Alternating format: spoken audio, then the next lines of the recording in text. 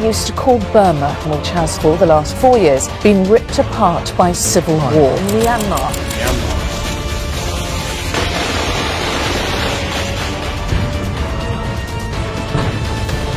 Military-appointed president admitting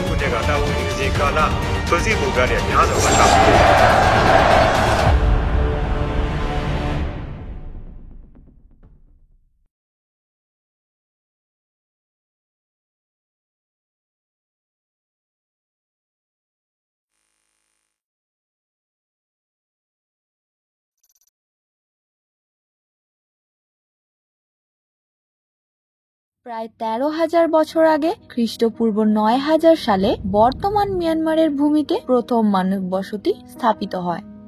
শতাব্দীর পর শতাব্দী ধরে দেশটি বাহিরাগত শক্তির দখলে ছিল, যেমন পর্তুগিজ, মুঘল এবং অন্যান্য উপনিবেশবাদী শক্তির।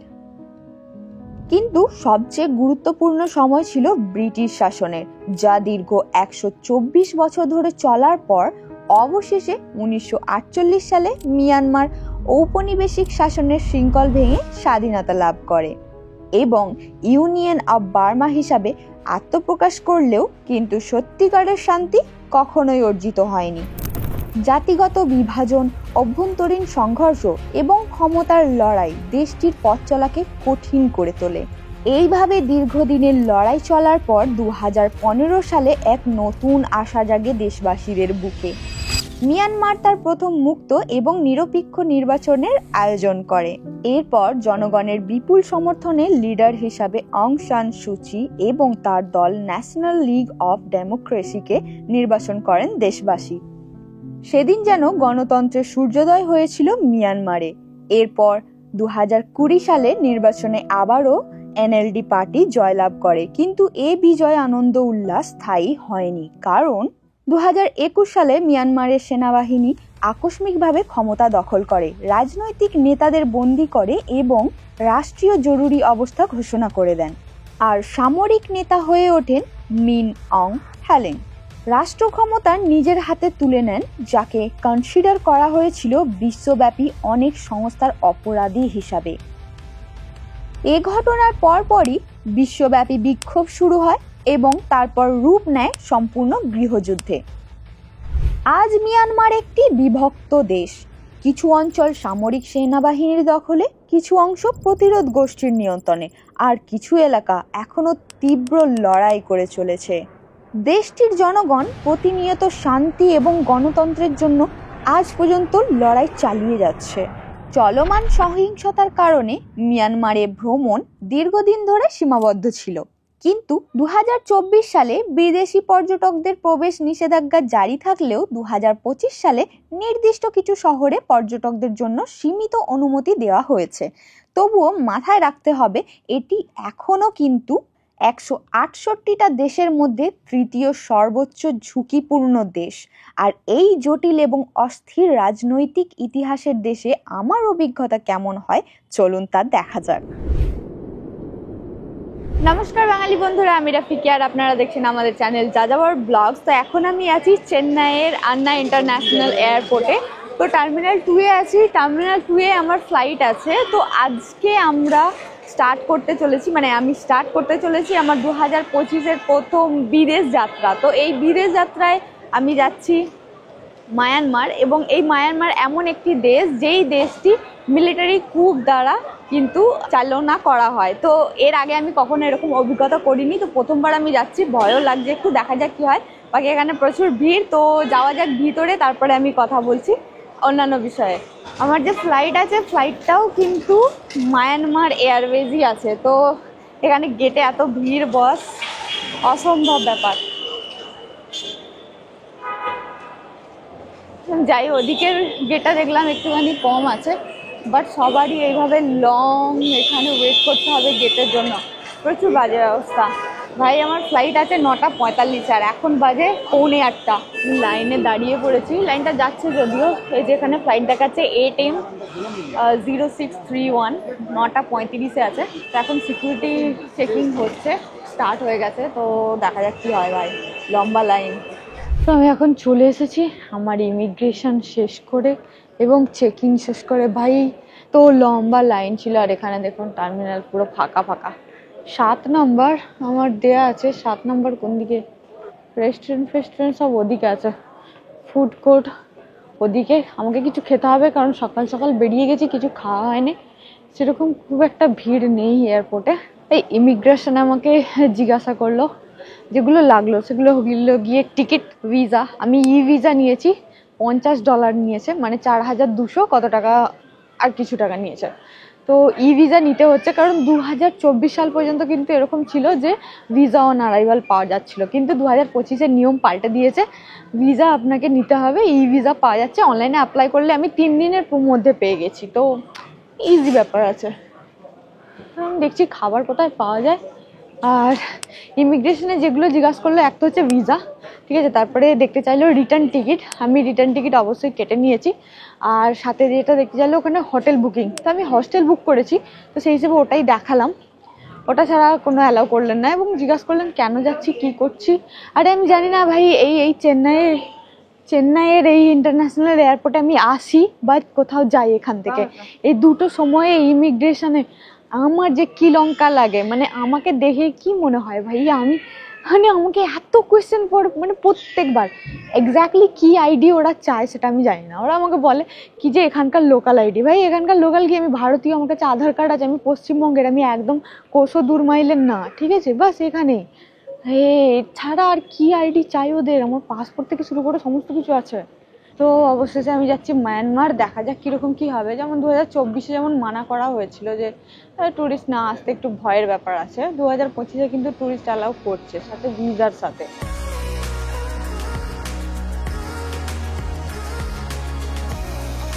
আমি এখানে পোঙ্গল নিয়ে নিয়েছি। পোঙ্গল মানে এই যে ভাতটাতে আর কি জিরে টিরে দিয়ে তৈরি করা আছে, জবজবে ভাত যাকে বলা হয়, সাথে এখানে কোকোনাট চাটনি আর দিয়েছে এখানে সাম্বার।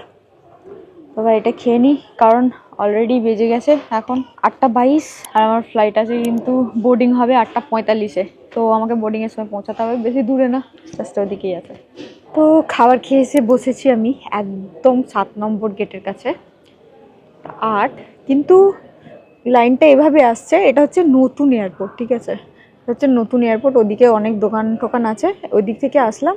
এদিকে হচ্ছে 7 নম্বর গেট হচ্ছে এখানে। পিছন দিকে দেখা যাচ্ছে ওই দূরে, ওখানেই আমি খাবার কিনছিলাম। তো ওখানে বড় একটা এরিয়া জুড়ে বসার জায়গা করা আছে এবং সুন্দরভাবে সোফা বিছানো আছে। অনেকে তো আরাম কেদারার মতো সোফা থেকে শুরু করে অনেক সিট রাখা আছে। আপনারা যদি রেস্টুরেন্টের সামনের জায়গা না পান তাহলে বাইরের ওদিকে স্ট্যান্ড রাখা আছে, ওদিকেও খেতে পারেন, কিংবা অন্যান্য চেয়ারে বসেও খেতে পারেন। আর খুবই সুন্দর ডেকোরেশন এই এয়ারপোর্টের। আর প্রত্যেকটা জায়গায় সোফা লাগানো আছে, মানে সারি সারি সোফা, পুরো একবারে গ্রাউন্ড আছে ওই পেছন দিকে, ওদিকে পুরোপুরি গ্রাউন্ড আছে ওদিকটা। তো একদম ওই গ্রাউন্ডে মিয়ানমারে চলছে মিলিটারি রাজত্ব।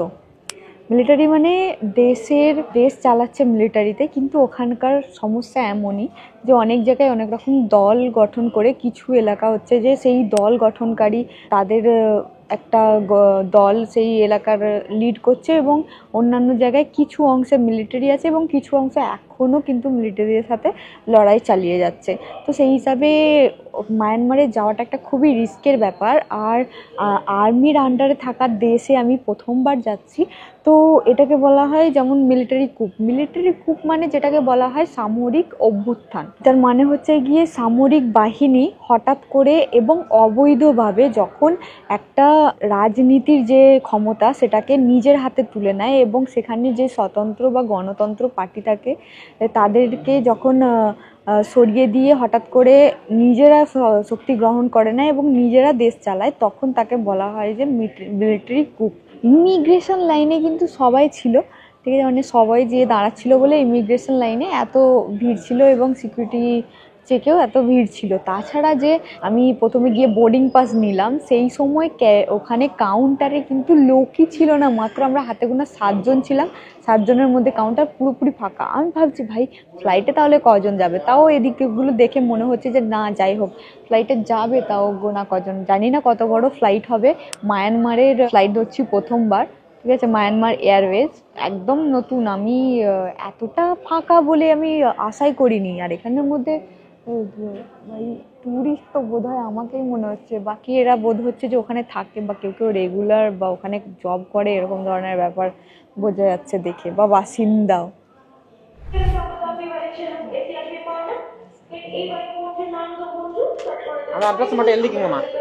Thank you. হয়ে গেল, গেটে এন্ট্রি করে গেলাম, আর এত চুপচাপ শুনশান যে কি বলবো, গোনা কতক লোক যাচ্ছে।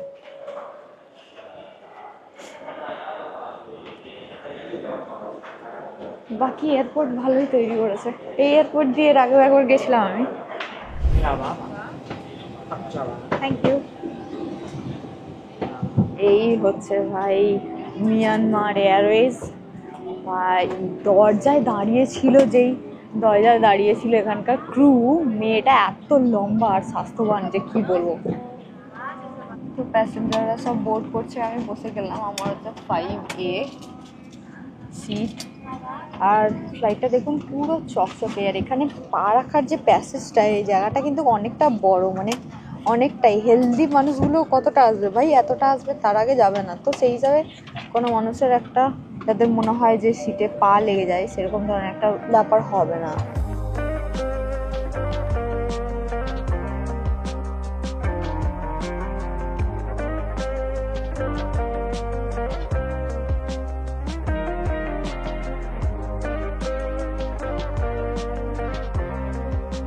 খুলতে হবে, কিছু করার নেই, ক্যামেরা রাখা যাচ্ছে না, কারণ আমি স্ট্যান্ডটা বের করতে ভুলে গেছি। স্ট্যান্ড আমার ব্যাগে আছে, ব্যাগ আমার উপরে আছে, হাত দেওয়া হয়েছে।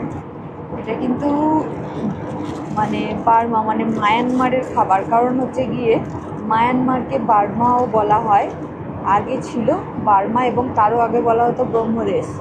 তো এই হচ্ছে বার্মিজ খাবার। এটা চিকেন দেওয়া আছে বোধ হয়। তো এখন আমি টেস্ট করছি।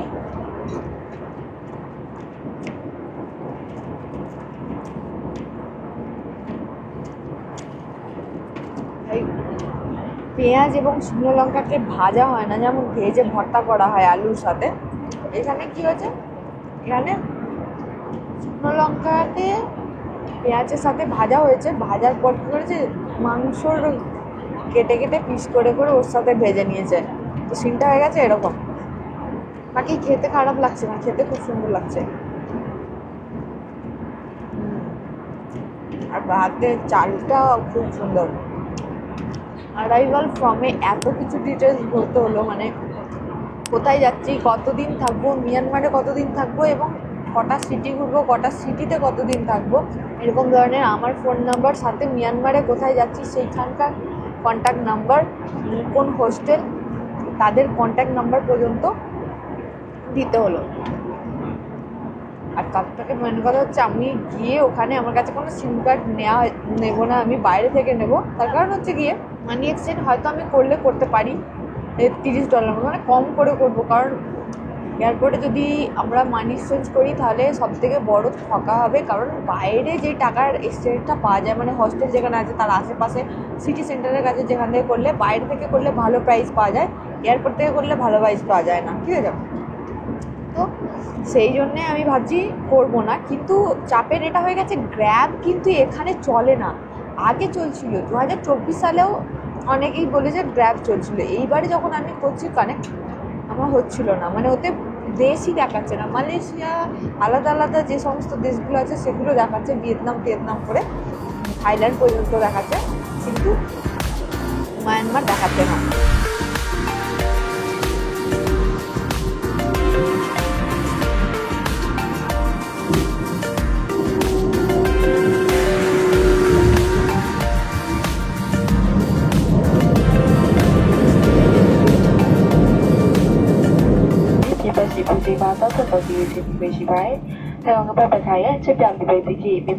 ল্যান্ড করে গেছি ভাই,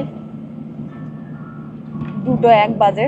বাইরের সেলসিয়াস বলছে গিয়ে 36 ডিগ্রি, যেখানে আমরা এখনো পর্যন্ত চাদর গোছগাছ করিনি বা কম্বল ছড়াইনি, সেইখানে মায়ানমারের অবস্থা এরকম। আর এখন আমি আছি ইয়াঙ্গনে, নেমেছি, এই এয়ারপোর্টেই পৌঁছালাম। আর সাথে দারুণ লাগলো, খাবারও ভালো ছিল, ট্যুরও বেশ, মানে খুবই ভালো, এয়ারপোর্টটাও, এয়ারলাইনটাও খুবই ভালো।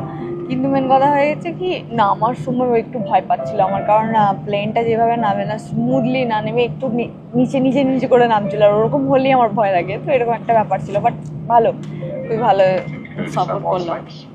এই যে আঙ্কেল আমার সাথে কথা বলছিলেন, খুবই ভালো। ঠিক আছে, উনি চেন্নাই থেকে, কিন্তু উনি এখানে বিজনেসের জন্য থাকেন। তো ওদিকটা হচ্ছে বিজনেস ক্লাস ছিল, ওদিকে পর্দা এখনো খোলা হয়নি, বাকি সবাই তোড়জোড় লেগে গেছে। ওই দূরে একটা দাঁড়িয়ে আছে, ওটাও কিন্তু মিয়ানমার এয়ারওয়েজ।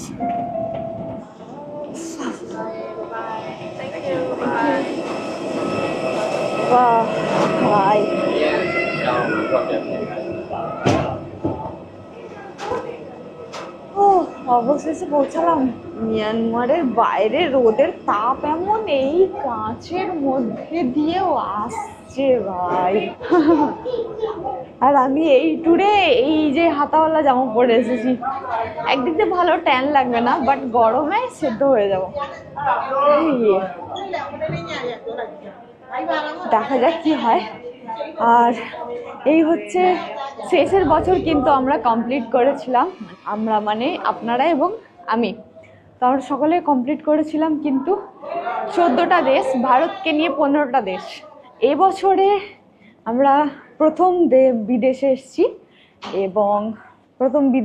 এবং সাথে সাথে এটা আমাদের হলো 15 নম্বর, 15 তাহলে 16 নম্বর, ভারতকে নিয়ে 16 নম্বর দেশে আমরা পা রেখেছি। 16 নম্বর দেশ হচ্ছে বার্মা, আর যেখানে হচ্ছে মিলিটারি রাজ চলছে। তো দেখা যাক এখানে কীরকম কি হয় ইমিগ্রেশনে। বাকি দেখুন এখানে সুন্দর অ্যারাইভাল করা আছে, কার্পেট বিছানো, ঠিক আছে। তো আমরা এখন এসছি কিন্তু বার্মা বা মায়ানমার এর পুরানো ক্যাপিটালে, কারণ এটা হচ্ছে পুরানো ক্যাপিটাল। এর আগে কিন্তু মানে ইংরেজদের সময় এবং তারপরেও স্বাধীনতার পর পর্যন্ত, কিছুদিন পর পর্যন্তও কিন্তু এটা ক্যাপিটাল ছিল ইয়াঙ্গুন, কিন্তু এখন নেই। ইয়াঙ্গুন মানে আমরা বাঙালিরা জানি রেঙ্গুন বলে, বা ভারতীয়রা রেঙ্গুন বলেই চেনে। এখন নতুন ক্যাপিটাল হয়ে গেছে, সে হলো ন্যাপিদো, আর এটা হয়েছিল 2006 সালে আর কি। ইয়াঙ্গুন থেকে শিফট করা হয়েছিল 2006 সালে ন্যাপিদোতে ক্যাপিটালকে। তো আর সব তথ্য দেবো আমি পরে। এখন যাওয়া যাক ইমিগ্রেশন। আমি চলে এসেছি ইমিগ্রেশন পয়েন্টে, তো ইমিগ্রেশন করে তারপর দেখা হচ্ছে গাইস। তো ইমিগ্রেশন থেকে আমি এখন বেরিয়ে গেছি, কিছুই জিজ্ঞাসা করলো না, ওই যে অ্যারাইভাল ফর্ম ভরেছিলাম ওটাই দেখলো, এবং এই হচ্ছে বাইরের অংশ। তো ওটা দেখে স্ট্যাম্প মেরে ছেড়ে দিল, কিন্তু মেন কথা যেটা হচ্ছে সেটা আপনাদেরকে একটা স্ট্যাম্প পেপার মানে জেরক্স করে আনতে হবে, যেটা হচ্ছে গিয়ে ভিসার জেরক্স। তো ওই ভিসার জেরক্সেও কিন্তু ওনারা একটা করে স্ট্যাম্প করে দিচ্ছেন পাসপোর্টের সাথে সাথে। খুবই ম্যান্ডেটরি যে আপনাকে ভিসার জেরক্স আনতে হবে, যদি না আনেন তাহলে ওনারা আবার এক্সট্রা পয়সাও চাইতে চায়, না এক্সট্রা পয়সাও চাইতে পারে। তো এরকম একটা ব্যাপার আছে। তো আমি এখন একদম পুরোপুরি বাইরে চলে এসেছি, এখানে ওগা ট্যাক্সি, আর প্রচণ্ড তাপ, বাট আমাকে এখানে খুঁজতে হবে বাস। How much for taxi? This local money, this dollar. Local money how much? Local money is 45,000 yes. 45,000, yes, okay.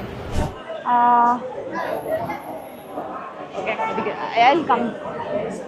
আমাকে এখানে জিজ্ঞাসা করতে হবে আমাকে আবার এন্ট্রি দেবে কিনা, কারণ মেন কথা হয়েছে আমি ডলার এক্সচেঞ্জ না করে বেরিয়ে গেছি, আর এইখানে ভাই এয়ারপোর্ট বাস দেখতে পাচ্ছি না। I forget to exchange money. Myanmar money. Huh? Myanmar money. Myanmar money. Myanmar money or dollar? Myanmar money I don't have. How much dollar? Oh, how much? $12. Huh? $12. $12. 1 2.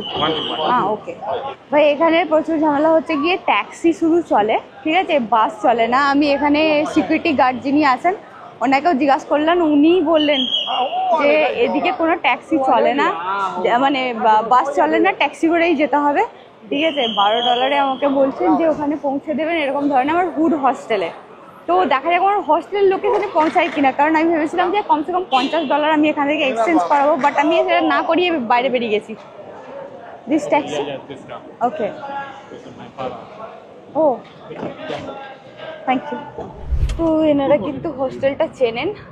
Okay. Hello. Yes. Address. Yeah, sure. Yes. This is the address. Okay. তো তো এনারা হচ্ছেন বাবা ছেলে। তো আমি এটা পেলাম, ভাই ট্যাক্সি পেয়েছি, ট্যাক্সি করেই যাই কারণ এখানে আর্মি আছে আর কি। আর্মিও বলছে নাকি এখানে চলে না। বাকি একবার মাউন্ট পার্ক দেখুন।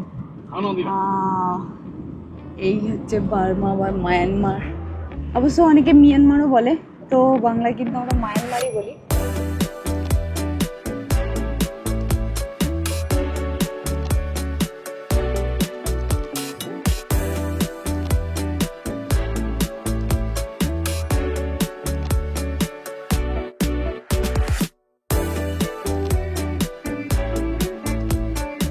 এনাদের কিন্তু রেজিস্টার করা আছে ভাই। গাড়িটা দেখুন, সামনে আইডি লাগানো আছে, ঠিক যেমনটা আমরা দেখেছিলাম বেশ কোথায় এশিয়ারই কোনো একটা দেশে দেখেছিলাম এরকম আইডি লাগানো থাকে, এবং দুবাইয়েও দেখেছিলাম। তো আমার যে বুকিং করেছি, আমার বুকিং পেড আছে, পেমেন্ট করা আছে, ঠিক আছে, কারণ পেমেন্ট ছাড়া ওনারা মানছিলেন না। আর মেন কথা হচ্ছে গিয়ে এখন যখন নাম্বারে ফোন করা হচ্ছে তখন কিন্তু ফোন লাগছিল না, ওই আঙ্কেলটা বলছিলেন। কিন্তু এখানে এটা ফোন লাগিয়েছে, ফোন লেগেছে ভাই আমার হোস্টেলে।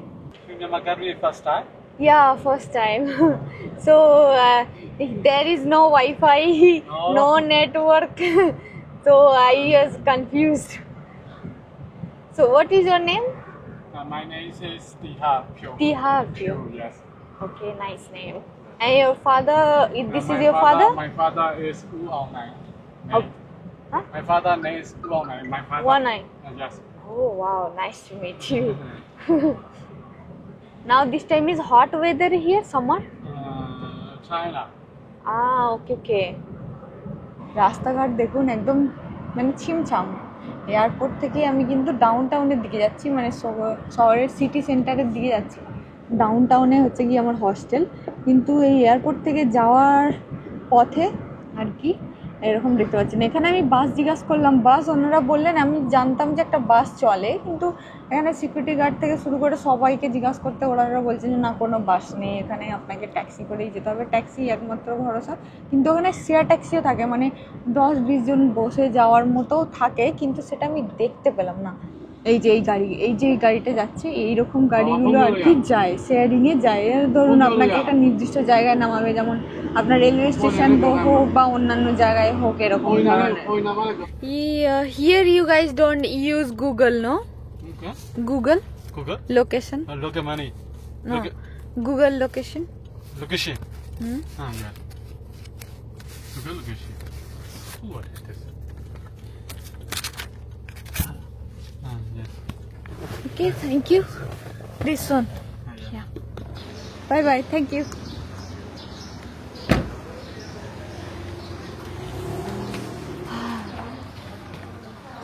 তো মেন কথা আমি হোস্টেলে করে ফেলেছিলাম চেক ইন, কিন্তু মেন কথা হচ্ছে গিয়ে হোস্টেলে আমার অলরেডি পেমেন্ট করা ছিল, এখন আমার কাছে পয়সাও নেই, কিছু নেই। আমি ক্যাবে দিলাম $12 মানে আমাদের ভারতীয় টাকায় হলো 1000 টাকা নিয়েছে, ঠিক আছে, এয়ারপোর্ট থেকে আসতে। বাকি ভালো, প্রথমে যে আঙ্কেলটা ছিল না হলে আঙ্কেলটা বলছিল কি যে ভাই $50 দিতে হবে। আরে কি বলবো, তো মানি এক্সচেঞ্জের জন্য খুঁজছিলাম আর কি। আমার হোস্টেল থেকে দুটো জায়গার কথা বলেছিল, কারণ এদিকে অনেক মানুষ রাস্তাতে দাঁড়িয়েও থাকে এবং তারা বলে যে মানি এক্সচেঞ্জের কথা, তো ওনারা কিন্তু স্ক্যাম করেন। তো আমাদের হস্টেল যেটা আমি বুক করেছি, আমি দেখাবো কীরকম। তো খুবই সুন্দর হস্টেল, এবং ওখানে পুরোপুরি দেয়া আছে যে প্রথম এই জিনিসটা করবেন না, মানে রাস্তায় যদি কেউ বলে যে মানি এক্সচেঞ্জ বা সিম কার্ড, তাহলে নেবেন না, স্ক্যাম হতে পারে, এরকম পুরোপুরি লেখা আছে।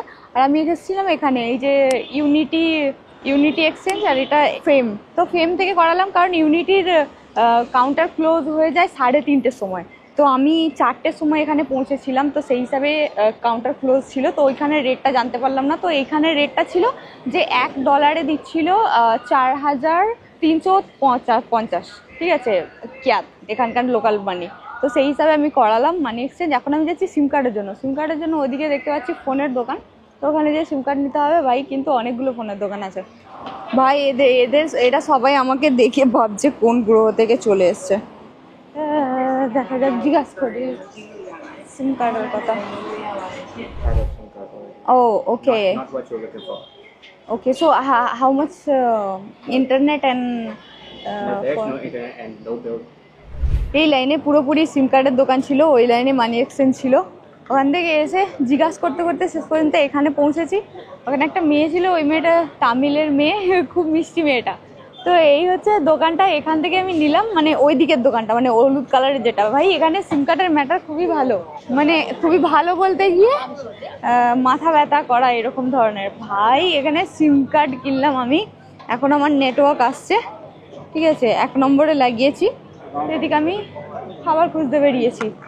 তো এখানে সিম কার্ডের যেই জিনিসটা, যেমন আমি ছোট ছিলাম তখন দেখেছিলাম, তখন আমার কাছে ফোনও ছিল না ভাই, ভাবো 13-14 বছরের বয়সে, তখন আমি দেখেছিলাম আমাদের ওখানে যে হতো যে কাগজ পাওয়া যেত ছোট ছোট, যাতে রিচার্জ করতে হতো, মানে ঘষে সিলভার জায়গাটা ঘষে তারপরে পিনকোড দিয়ে আর দিয়ে তারপরে রিচার্জ করতে হতো, প্রথমে সিম কিনতে হতো। তো এখানে আমার সিম কিনতে সময় নিল, আমি যেটা নিল অটম সিম কিনেছি, ঠিক আছে, কারণ MUIP ওটা একটু এক্সপেন্সিভ আছে এরকম বলছিল। আর অটোমেরই কিন্তু অন্য দোকানে বলছিল আমাকে যে টোটাল পড়ে যাবে তোমার 5 GB দিবে 39 ছিয়াত, কিন্তু এখানে আমার 18 ছিয়াতে হলো এবং ওনারাই সেটিং করে দিলেন। তো আমি নিয়েছি 5 GB, ঠিক আছে, 5 GB নিয়েছি, এবং যখন আমার রিচার্জ শেষ হয়ে যাবে আবার ওরকম ছোটো কার্ড কিনতে হবে এক্সট্রা রিচার্জের জন্য, আবার ওটাকে কোড টোড দিয়ে আবার আর কি রিচার্জ করতে হবে। তো এই হচ্ছে ব্যাপার। কিন্তু তো খাবারের জন্য এলাম, কিছু দেখতে পেলাম না। এই আমি এদিকে চলে এসেছিলাম, এদিকে কোনো খাবার নেই, সে পুরোপুরি শুনশান, আর এটা পুরোপুরি গলি। আর এই গলির যে গাছগুলো দেখুন, ব্রিটিশ আমলে তৈরি বিল্ডিং, আর অনেকটা এই এলাকাগুলো দেখলে যেন আমার যেন মনে হচ্ছে কলকাতা। বেশ সুন্দর এলাকা। You have noodles? ওকে, ও yes, yeah, I want to eat. Okay এখানে এরকম রাস্তার ধারে ছিল, আমি ভাবলাম জিজ্ঞাসা করে, এখানে ভাত আছে, ভাতের সাথে এরকম মাছের তরকারি আছে, বেশ ভালো হলো, আমার খুব খিদেও পেয়েছে। হ্যাঁ জি, ও হিন্দি अच्छा मुझे वो खाना था। खाना खाएगा? हाँ जी खाएगा। हाँ जी। क्या तरकारी? ये चिकन, हाँ fish, fresh fish. Okay. Urdu बात में चुरामुरा जनता है, तेलुगु, तमिल, इंग्लिश, चुरामुरा। बहुत बढ़िया अच्छा लगा। তো ইনি কিন্তু তেলুগুর মানুষ, তেলুগুর থেকে মানে আন্ধ্রা পড়ে আছে। আর এখানে আমরা খাবার খাচ্ছি। अम्मा इज तमिल, अब्बा इज तेलुगु। ओ अम्मा is Tamil, Appa is Telugu. Okay, बात करना हिंदी बात। ओके नाइस हाँ जी। खाना वो चावल चिकन। ये खाटा ये क्या है? मच्छी से बनाता है। अच्छा, ये से ओ इसको ऐसे करके खाना है। ওকে ওকে ওকে। তো এখানে খাবার দেওয়া হয়েছে, দেখুন ভাতের চাল তো খুব সুন্দর, সালাড দেওয়া আছে সাথে তুলসী পাতা, আর এখানে ঝোল দেওয়া আছে একটা, আর এই হচ্ছে চিকেন কিন্তু আলু দিয়ে তৈরি করেছে, বেশ ভালো লাগছে ভাই, গ্রামের খাবারের মতো। এখানে জল দিল, জলটাকে খাই। চা, এখানকার চা কিন্তু টেস্ট একদম আলাদা। এখানে এনারা তামিল, তেলুগু, হিন্দি এনারা কথা বলতে পারেন অল্প মানে একদম বেশি না। যেমন আমি ওইখানে গেছিলাম, 2টো সিম কার্ডের দোকানে দেখলাম যে যাদের ফ্যামিলি আছে ভারতে, এরকম ধরনের মানুষ দেখতে পেলাম। আর আমি এখন এখানে খাবারটা খেয়ে দেখি, রান্না খুব সুন্দর। ও থ্যাংক ইউ। ওনারা আবার এক্সট্রা আমাকে চা দিলেন, যে চাটা শেষ হয়ে গেলে আবার ওটা ঢেলে নেওয়া হয়। সেই লঙ্কার জলটাতে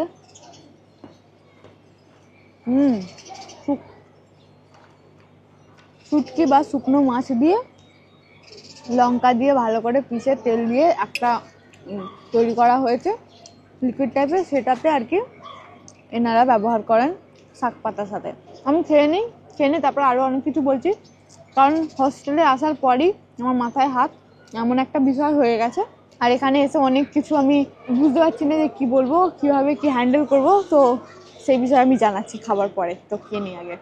তো এই দোকানটা আমি খাবার খেলাম, আমার খাবার খাওয়া শেষ হয়ে গেল, আর এনারা খুবই ভালো। So bye bye, see you day after tomorrow. ভাই খাবার খুঁজতে খুঁজতে হঠাৎই জিজ্ঞাসা করলাম যে খাবার পাওয়া যাবে, বললো হ্যাঁ খাবার পাওয়া যাবে। খাবার খেলাম, পুরো ঘরের মতো খাবার, ঠিক আছে। মন মানে আমার মুখ দেখে বুঝতে পারছেন কত খুশি হয়ে গেছি। এবার আমি যখন খাবার খাচ্ছি তখন ওনারা এলেন, মানে যারা হিন্দি বলতে পারেন না, আমাকে জিজ্ঞাসা করলো ইন্ডিয়ান, আমি বললাম হ্যাঁ যেই বলেছি, তখন ওনারা আবার খুঁজে খুঁজে ভারতীয়দেরকে নিয়ে এলেন। উনিও ভারতীয় কিন্তু উনি বলতে পারেন না অতটা ভাষা, কিন্তু এখানে তামিল, তেলেগু, গুজরাটি, হিন্দি এই সমস্ত জিনিস আমি দেখলাম। এবং অনেক সবাই আমার সাথে বসে বসে গল্প করছিল ভাই। মানে এই জায়গাটা পুরোপুরি মানে ব্রিটিশ কলোনি, ঠিক আছে। ব্রিটিশ কলোনিতে ওনারা বলছিলেন এখানে থাকা প্রচুর কষ্টকর ব্যাপার। অ্যান্ড ভারতীয় বলতে গিয়ে শুধু বাঙালিও আমি দেখলাম, আরেকজন ছিলেন উনি কিন্তু বাঙালি, পশ্চিমবঙ্গ থেকে। ওনাদের দাদু, মা বাবা ওদিকেই আছে, মা বাবা এবং ফ্যামিলি ওদিকে আছে, উনি এদিকে থাকেন। এদিকে রাস্তায় রাস্তায় খাবার পাওয়া যাচ্ছে, বাকি আমাকে যেতে হবে ওদিকে। আছে এখন যেতে পারবো, এখানেও আমাদের ভারতের মতো করেই যেতে হবে।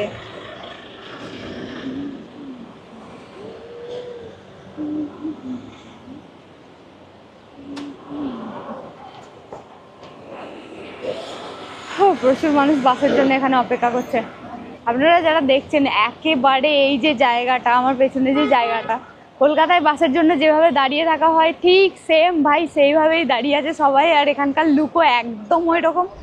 তো এখন আমি যাচ্ছি আমার হস্টেলের দিকে, কিন্তু আমি আছি অন্য একটা গলিতে। এই গলিতে আমার হস্টেল না, ঠিক আছে। আমি ভাবলাম যে এদিকগুলো একবার আপনাদেরকে দেখাই। তার কারণ হচ্ছে গিয়ে এখানে যে জিনিসটা হয় সেই জিনিসটা হলো গিয়ে এখানে দিনে মানে প্রত্যেক দিন 8 ঘন্টা ইলেকট্রিসিটি থাকে এবং বাকি ঘন্টা ইলেকট্রিসিটি থাকে না। এবং এই ইলেকট্রিসিটি 8 ঘন্টা যে ইলেকট্রিসিটি দেওয়া হয় সেটা কখন আসবে কখন যাবে সেটা কেউ বলতে পারে না। কোনো নির্দিষ্ট টাইম নেই যে প্রত্যেক দিন এই সময় যাবে এরকম ধরনের। ভাই এক একটা রুমের যে ভাড়া, অতিরিক্ত ভাড়া ভাই। বার্মাতে মানে মায়ানমারের এই রেঙ্গুনের এক একটা ফ্ল্যাটে মানে 1 BHK রুমের যে ভাড়াগুলো জানতে পারলাম ভারতীয়দের থেকে, যে মানে আমাদের ধরুন ভাই 15,000 টাকা করে, মানে ভারতের তুলনায় বেশি। আমি তো শুনেই হাঁ হয়ে গেলাম প্রথম কথা তো। আর সব থেকে মজার বিষয় হচ্ছে এখানে ভাই মানুষের মুখ এবং শরীরের গঠন একেবারে কাউকে দেখে বোঝা যাবে না যে কে কোন দেশের, কারণ সমস্ত কিছু মিক্স করে এবং তারা এখানকার লোকাল বার্মা। তো একটা সংমিশ্রণ দেখতে পেলাম আমি এখানে। বাট এখানে উন্নতির কোনো কিছু নেই। হ্যাঁ আমাকে বলছিলেন যে এখানে কাজের, আমি জিজ্ঞাসা করছিলাম কাজের কীরকম কী ব্যাপার আছে, বললো এখানে সেরকম কোনো আয় নেই, এরকম ধরনের ব্যাপার বলছে। তো আয় নেই ভাই, কি অবস্থা দেশের। আর যদিও ন্যাপিডোকে ক্যাপিটাল করা হয়েছে তার সাথেও মানুষ এখানেই বেশি থাকে। আর এখানেই বেশিরভাগ এমবেসি থেকে শুরু করে তখনকার যুগে যেগুলো ছিল এখনও সেগুলোই আছে। কিন্তু দেশের গতি প্রচুর খারাপ হয়ে গেছে, অবস্থা প্রচুর খারাপ, মানুষকে অনেক সংঘর্ষ করে চলতে হচ্ছে যাকে বলা হয়। এই যেমন আমি আসছিলাম ট্যাক্সি করে, তখন হ্যাঁ এয়ারপোর্টে যেটা হয়েছিল, এয়ারপোর্টে এক তো আমি নিইনি, মানি এক্সচেঞ্জ করিনি। তার কারণ হলো গিয়ে কি ওখানে $100 নিচে দেবে না, ঠিক আছে। পুরনো নোট নেয় না, প্রথম কথা এটা মাথায় রাখবেন। পুরনো নোট বা $100 নতুন নোটের ওপর ছেঁড়া ফুটো বা কালির দাগ থাকলে একদমই নেবে না। তো সেই হিসাবে আমি এক্সচেঞ্জ করিনি, বাকি $12 চলে এসেছি, তো আমার কোনো অসুবিধা নেই। কিন্তু এখন আমি এক্সচেঞ্জ করে নিয়েছি, আপনাদেরকে দেখাবো এখানকার পয়সা কেমন দেখতে। বা এখানে করে চলে এলাম। এই দেখুন এইটা হচ্ছে আমার হস্টেল এরিয়া। তো আমি এখন যাচ্ছি হস্টেলে। হস্টেলে আমার খুবই ভালো কার্ড দিয়েছে, কার্ড দিয়ে এন্ট্রি করতে হবে, কিন্তু ইলেকট্রিসিটির প্রবলেম আছে। আর যদি স্নান করতে হয় বলেছে ভাই জানাতে, তাহলে জেনারেটর অন করলে আমি স্নান করতে পারবো, এরকম ধরনের একটা ব্যাপার উনি বলছিলেন। দেখা যাক, আমাকে এবার বাস বুক করতে হবে আগে থেকে, কারণ এখানে লোকাল ট্রেনে মানে এখানে ট্রেন ব্যবস্থা খুবই খারাপ। ট্রেন শুধুমাত্র ইয়াঙ্গনের ভিতরে আছে, ঠিক আছে, পুরো ইয়াঙ্গনের মধ্যেই পাবেন, তার বাইরে পাবেন না। তারপরে মান্দালে এবং ন্যাপিডো, এই 3টে জায়গায় শুধুমাত্র ট্রেন ব্যবস্থা আছে। বা আবার এইগুলোতে আবার ফরেনারদেরকে অ্যালাও করে না, ঠিক আছে। আবার কোনো জায়গায় অ্যালাও করলে বেশি টাকা নেয়, এরকম একটা ব্যাপার আছে। দেখা যাক কী হয় আমাদের সাথে। তো চলুন যাওয়া যাক, আমি মানি দেখাই আপনাদেরকে কেমন দেখতে। যদিও আমার কাছে বেশি টাকার নোট নেই, মানে অত খুচরো খাচরা পাইনি, তাও দেখাই। তো সবথেকে শকিং জিনিস এটা হচ্ছে যে মায়ানমারে সস্তা কেন বলছি, ওই যে আমি ওখানে খাবার খেলাম দেখলাম, ওটা মানে $1 থেকে কম। $1 আমাকে দিল যে 4,350, ঠিক আছে, 350 বাদ দিলে 4,000 ধরছি, 3,000 নিল শুধুমাত্র আমার ওই ভাতটা খাওয়ার জন্য। ভাত এবং তরকারি, চা পর্যন্ত আমাকে আবার ঢেলে দিচ্ছিল। আর ভাই এরকম প্রথম কোনো কান্ট্রিতে হয়েছে যে আমি একদম প্রথমে এসেছি এবং সেখানে ভারতীয়রা, অন্যান্য জায়গার ভারতীয়রা এখানকার বাসিন্দা হয়েছে, কিন্তু আমি ভারত থেকে এসেছি শুনেই ছুটে এসে আমার সাথে বসে গোল টেবিল করে সবাই কথা বলছে। তো এটা একটা আলাদা এক্সপিরিয়েন্স, এর আগে আমার কখনো কোথাও হয়নি। আর আমি আমার মুখ দেখে বুঝতে পারছি আমি কতটা খুশি হয়েছি, কিন্তু ওনাদের দুঃখের কথা শুনে আরও দুঃখ হয়ে গেলাম। তো এরকম অনেক ইতিহাস আছে, শোনাবো। তার আগে দেখাই, এটা হচ্ছে গিয়ে আমার হস্টেল, রিসেপশন এদিকে, ঠিক আছে, আর এটা এদিক দিয়ে রুমে যেতে হয়। এখানকার সিঁড়ি দেখাই একবার, এই হচ্ছে এখানকার সিঁড়ি ব্যবস্থা। ভাই পুরো শটাং উঠে গেছে ওপরে, দোতলা, মানে বাঁক টাক নেই, সোজা প্রথমে গিয়ে একতলা, দেন তারপরে দুটো পা ফেলে তারপরে আবার উঠতে হবে। তো এই হচ্ছে এখানকার ব্যবস্থা। এটা তাও যদি সিমেন্ট দিয়ে করা আছে, অন্যান্য জায়গায় কিন্তু শুধুমাত্র লোহার। এটা হচ্ছে রিসেপশন। ভাই এটা হচ্ছে সিটিং এরিয়া বা ডাইনিং, খাবার খাওয়ার জন্য এখানে করে রেখেছে। খুব সুন্দর, good food, good mood, decoration এখানকার।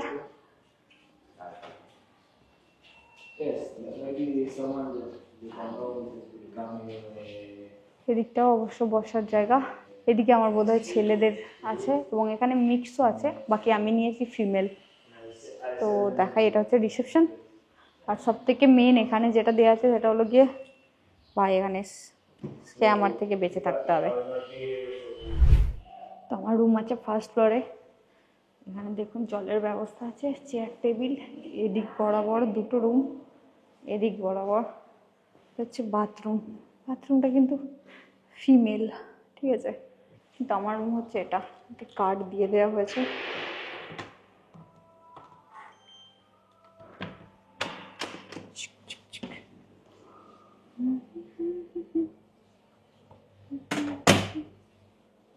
তো এখানে আছে cupboard. Okay, thank you, you enjoy. তো এই হচ্ছে ভাই আমার রুম, কিন্তু ওখানে হচ্ছে ওই চার্জিং পয়েন্টের জন্য কিন্তু আলাদা একটা ব্যাপার আছে। এই একটা কার্ড আছে, এই কার্ডটা ওতে ইনপুট করলে তবেই আমার ওখানে ইলেকট্রিসিটি চলবে, তাছাড়া আমার এই ইয়েতে কোনো ইলেকট্রিসিটি আসবে না। এরকম ধরনের এখানে টাওয়াল দেওয়া আছে, এটা এরকম। ভাই ব্যাগ এখানে। তো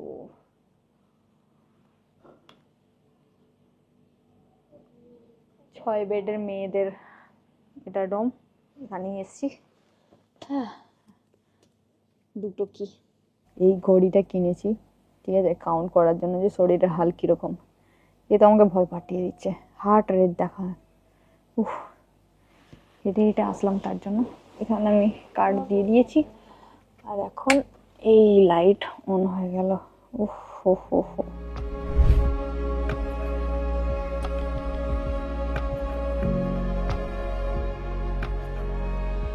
শুভ সকাল সবাইকে। এখন আমি দেখাতে যাচ্ছি এখানকার নোট, কারণ এখানকার কারেন্সি দেখানো হয়নি। আর বলতে যাচ্ছি আমার টোটাল কত টাকা খরচা হয়েছিল আজকের দিনের, মানে আমি যে কালকে, সরি আজকে না কালকে, কারণ আজকে সকাল হয়ে গেছে, দ্বিতীয় দিন। আর আজকে হচ্ছে 16ই ফেব্রুয়ারি। আমি আছি মায়ানমারের রেঙ্গুন, মানে যেটাকে রেঙ্গুন বলা হতো সেটাকে ইয়াঙ্গন এখন বলা হয়, তো ইয়াঙ্গন শহরে। তো এই হচ্ছে এখানকার মায়ানমারের কারেন্সি। এটা হলো গিয়ে 1000-এর নোট। 1000-এর নোট মানে এখানকার টাকায় 1000 ছিয়াত, যেটা আমাদের ভারতীয় টাকায় এর মূল্য হচ্ছে গিয়ে 41 টাকা 23 পয়সা, এবং বাংলাদেশি টাকায় হয়তো 58 টাকা এরকম হবে। আর এই হচ্ছে গিয়ে 5000 টাকার নোট। নোটগুলো দেখুন কীরকম দেখতে। এটা হচ্ছে 5000 কিয়াত, কিয়াত বা ছিয়াত বলা হয় এখানে। এটা হলো 5000 ছিয়াত। এই 5000 ছিয়াতের মূল্য হলো গিয়ে আমাদের ভারতে 2006 টাকা এবং ভারতীয় টাকায়, আর বাংলাদেশি টাকা হচ্ছে 300 টাকা মতো, কিছু কম। এরপর দেখাই একটা 10,000 টাকার নোট, কারণ এই নোটগুলোই আমি পেয়েছি, এইগুলোই জোগাতে পেরেছি, তার জন্য এগুলো দেখাচ্ছি। এটা হচ্ছে 10,000 টাকার একটা নোট। তো 10,000 ছিয়াতের একটা নোট 412 টাকা, ভারতীয় টাকায় 412 টাকা এবং বাংলাদেশি টাকায় 579 টাকা। তো এই হচ্ছে নোটের গল্প এখানকার। এবং এই নোটটি কিন্তু রুপি বলা হতো, রুপি বলা হতো আগে, যখন ব্রিটিশ শাসন হতো তখন কিন্তু ভারতে রুপি ব্যবহার হতো, সেটা হতো ভারতীয় রুপি, এবং মায়ানমারে রুপি ব্যবহার হতো, সেটা হচ্ছে মায়ানমারি রুপি। কিন্তু এটা তারপরে যখন স্বাধীনতা অর্জন হয় এবং তারপরে এটাকে ছিয়াত হিসাবে নতুন নোট তৈরি করে। কারণ হচ্ছে ব্রিটিশের পর যে জাপান যখন রাজত্ব করতো তখন কিন্তু জাপানরা নিজেদের মানে রুপি সরিয়ে মুদ্রা, তার আগে হতো মুদ্রা, এই সমস্ত কিছু সরিয়ে জাপানের একটা কাগজে ছাপানো নোট আসতো, তারপরে ওনারা পাল্টে এখন মিয়ানমারের সম্পূর্ণরূপে হয়ে গেছে ছিয়াত। ঠিক আছে, তো এই ছিল টাকার গল্প। আর আমার যে নিয়েছিল ট্যাক্সিতে, সেই ট্যাক্সিতে কিন্তু আমার নিয়েছিল প্রায় $12 মানে 1130 টাকা মতো এরকম নিয়েছিল, বেশি নেয়নি। কিন্তু আমার সাথে একটা বান্ধবী আছে, ওকেও দেখাবো, ও কিন্তু 10-এ এসছে, মানে $10 দিয়ে এসেছে। আর আমার ফ্লাইট টিকিট যেটা ছিল, ফ্লাইটে আপনারা দেখেছেন ফ্লাইট কিন্তু ডাইরেক্ট ছিল, চেন্নাই থেকে ডাইরেক্টলি এসেছিলাম মায়ানমারে, এবং আমাদের কলকাতা থেকেও ডাইরেক্ট ফ্লাইট থাকে, তবে ডাইরেক্ট ফ্লাইটের একটু দাম বেশি। যেমন আমার নিয়েছিল চেন্নাই থেকে মিয়ানমার আসার, রেঙ্গুন আসার, আমার টিকিট প্রাইস নিয়েছিল 26,600 কিছু টাকা। তো সেই হিসাবে আপনারা দেখতে পারেন, আপনারা কার্টও নিয়ে আসতে পারেন। যদি আপনারা কাটা সার্ভিস করেন ফ্লাইটের, তাহলে আপনাদের হবে থাইল্যান্ড থেকে মিয়ানমার, তো এটা একটু বেশি হয়ে যাবে, সময়ও বেশি নেবে। তো সেই হিসাবে আমি ডাইরেক্টটা নিলাম। যাওয়ার সময় কিন্তু আমার কাটা আছে, এবং তখন এয়ার এশিয়া আছে, এখন আমি আসলাম সেটা তো মায়ানমার এয়ারওয়েজ।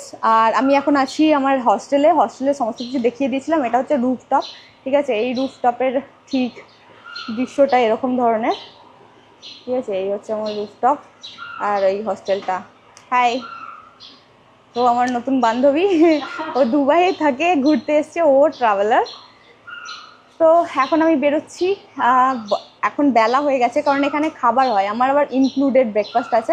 আর ইনক্লুডেড ব্রেকফাস্টের মধ্যে এই যে হোটেলে আমি আছি, এই হোটেলের মানে হোস্টেল আছে, এর জন্য আমার টাকা দিয়েছিলাম আমি 5,000 টাকা, মানে $38 নিয়েছিল, যেটা ভারতীয় টাকায় 5,000 টাকা হয়। এবং এখানে এসে যদি আপনারা সরাসরি বুক করেন তাহলে কিন্তু কম পয়সা নিতে পারে, অনলাইনে একটু বেশি দেখাতে পারে, আবার কখনো উল্টোও হতে পারে। তার কারণ হচ্ছে এখানে যে কারেন্সি আমি দেখালাম, এখানকার কারেন্সি ভাই ওপর নিচে হয়, এর কোনো মূল মোটিভ নেই। আর এটা জাস্ট একটা টাকার মানে কাগজের মতো ব্যবহার হয়। এখানে সবাই ডলারের প্রতি একটু বেশি করে। আর ডলার এক্সচেঞ্জ একদম বাইরে থেকে করবেন না, যা করবেন আপনারা এসে করবেন, এখানে এসে মানে লোকালে করবেন, ঠিক আছে, না হলে আপনারা ঠকতে পারেন, এবং লোকালেও খেয়াল রাখতে হবে যে ঠকে যেন না যান। সো এই ছিল আজকের গল্প। তো বাই বাই গাইজ, দেখা হচ্ছে পরের ভিডিওতে। এবং পরের ভিডিওতে আমি জানাতে চলেছি অনেক কিছু, এবং এই ইয়াঙ্গন শহরটাকে একটু ঘুরিয়ে দেখাতে চলেছি, তার মধ্যে থেকে বাঙালি তো কিছু মানুষ পাওয়াই যাবে এখানে। সো বাই বাই গাইজ, দেখা হচ্ছে পরের ভিডিওতে।